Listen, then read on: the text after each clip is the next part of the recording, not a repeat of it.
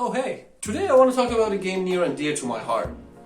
Darksiders, aka Edgy Zelda. It is a hack and slash action adventure game developed by Regional Studios, formed by David Adams and Joe Mad. I gotta say, for their first release, this game is a great achievement. I can't wait to see what they do next.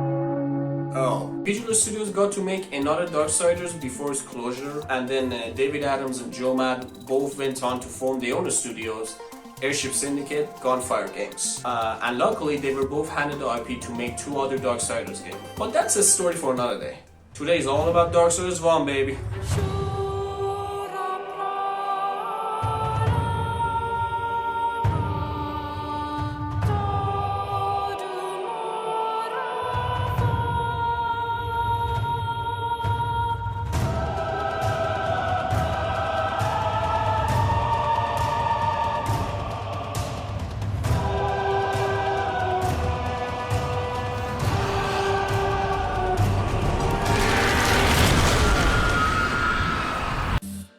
So what is Darksiders 1 about? You are one of the four horsemen of apocalypse, and you were squashed by a giant demon, and you are on a revenge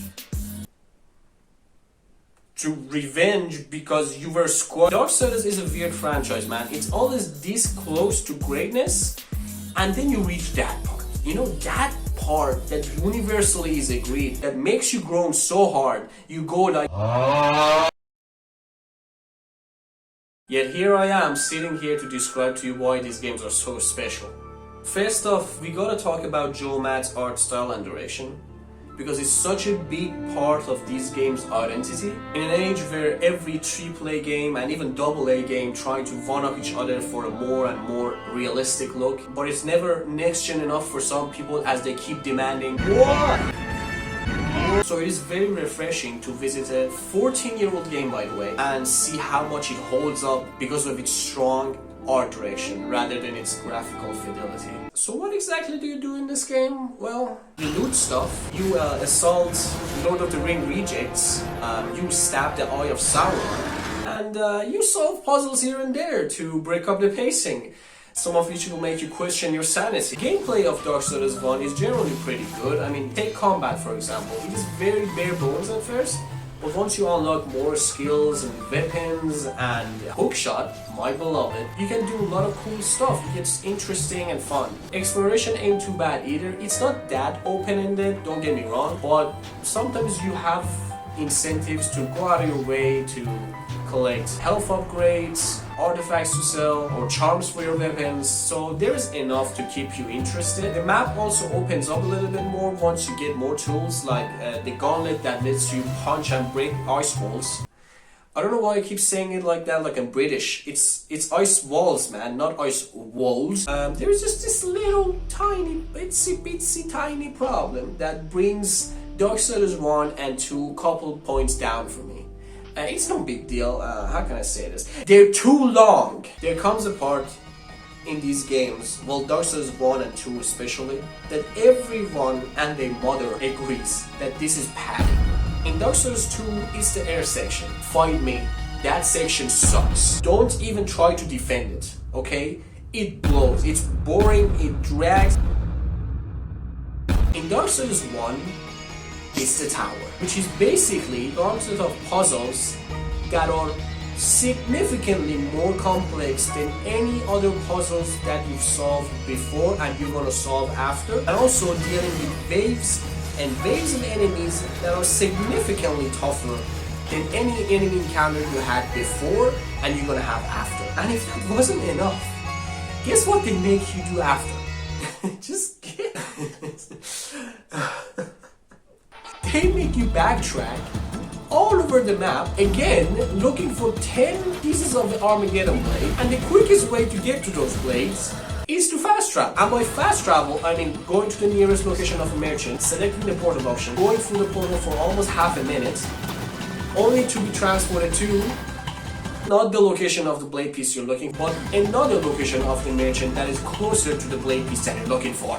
But despite all the padding that I mentioned, the gameplay is still very solid and enjoyable for the most part, and it doesn't take away from the real reason I keep coming back to these games, and that's This game is jam-packed with memorable characters. You got your annoying little shit that taunts you throughout the game and you can't wait to kill them type of villain, voiced by none other than Luke Skywalker. You got your merchant from RE4 if he stopped being a pirate and became a soul junkie. You got your big, lovable, hammer-wielding brute that is Scottish for some reason. Do your worst, but let me tell you a little secret, boy. It's called a fucking Scottish fucking accent. And of course, you got War. Probably one of the coolest and edgiest protagonists I've ever seen in a video game. I feel like every line that this motherfucker says, there should be that Giga Chad meme playing right after it. Has prison made you a coward? Var might not be the most compelling and complex horseman out of the four. He doesn't change that much throughout his journey, especially when you compare him to Death from Darksiders 2 and Fury from Darksiders 3. Both have significant growth by the end of the game. But just War's edgy and cool factor is too much for me to ignore, and I really respect him for it. He has that sincere edginess to him that I really miss in video games nowadays. I wish we had more of that. And I think he's a decent enough protagonist for this type of story that they're going for, which is this globe-trotting revenge quest with interesting twists and fun side characters and great set pieces. It's just that classic and simple, a very grand adventure with angels and ancient beings and demons.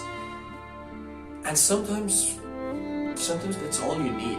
The same reason we love Elden Ring and Skyrim. They led us to explore these fantastical worlds with unique sets of rules and characters. For me, that's Darksiders 1 and 2. That's my way of escapism. And that's why Darksiders 1 is a very special game for me. Despite all of its flaws that I said, despite all my rants, I really want you to play it once. Just give it a try.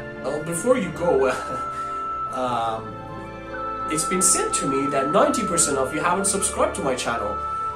What the fuck? No, I'm just kidding. If you like the video, like and subscribe maybe, and share it with others for some reason. And I guess I'll see you in the next one. Peace, guys. Peace. That's not how I say it. Fuck.